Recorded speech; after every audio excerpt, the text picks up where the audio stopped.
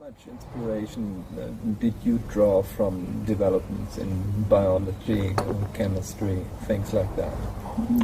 Some. I mean, only because you start seeing how the sciences work. The so-called human sciences are very different from the natural sciences in all sorts of ways. I mean, in the natural sciences, for example, if you have a theory, some kind of a theory, and you get counterexamples, you try to hold on to the theory and get rid of the data. So a famous case in the 19th century, it was discovered that the orbit of Uranus, the planet Uranus, you were talking about that yesterday. Well, it's a famous case in the 19th century. I think even Kepler or Galileo would be examples. Why don't things fly off the Earth? Galileo could not explain why things... They should. But the same with Greeks. Yes. You go back to the Greeks, one of the major problems in Greek science and mathematics, distinguished, was the discovery of the irrational numbers. Yes. So if you take the diagonal of a square, it's incommensurable with the sides of the square, which was considered like, discovering that God doesn't exist or something. But they didn't throw away geometry. They tried to figure out what's going on. And the same with the orbit of Uranus. They didn't say, okay, let's throw away Newton's laws. They asked, well, what could be doing it? And pretty soon, Leverrier discovered an extra planet out there, Neptune. Okay, that accounted for it by Newton's laws. In the human sciences, it's quite different. If you find a counterexample, you throw away everything. It's just totally irrational.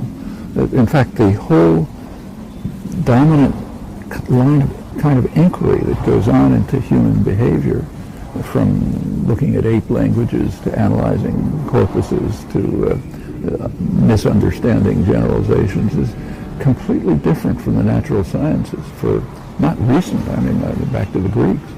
And that has to be overcome. So in this sense, yes, it was influential. Noticing. There were really major errors in the natural sciences all the way into the 20th century, which were not understood and are very similar to what you read in, say, philosophy of language today. So, for example, it's a big argument in philosophy of mind, philosophy of language is alleged the problem is supposed to be that you can't reduce the study of mental acts to physical behavior. You can't find the big problem. That was a problem in chemistry until the 1930s. When I was a kid, people assumed that the major scientists, Nobel Prize winners, thought that chemistry is just a computational technique. Yes. It can't be real because you can't reduce it to physics.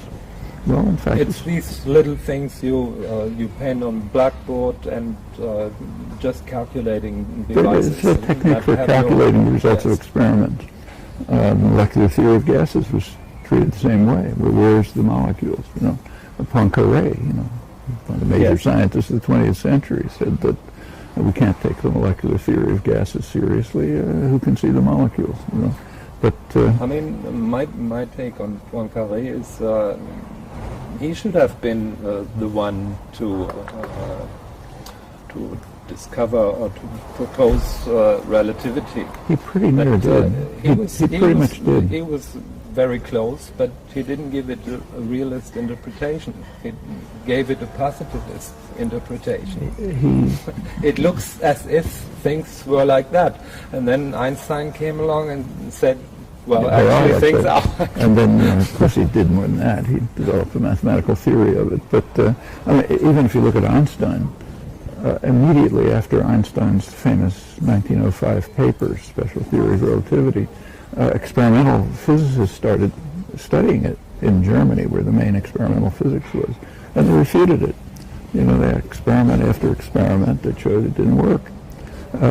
Younger scientists completely disregarded the experiments.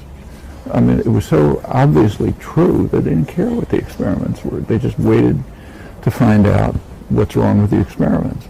In fact, that goes on up till the 1930s.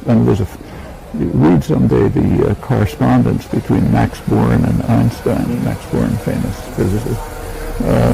in the late 1920s, Max Born, who followed experimental physics much more closely than Einstein did, pointed out to Einstein in the correspondence that a famous American experimental physicist had apparently disproven the Michelson-Morley experiment, Yes. famous experiment, which part of the basis for relativity theory about ether and so on.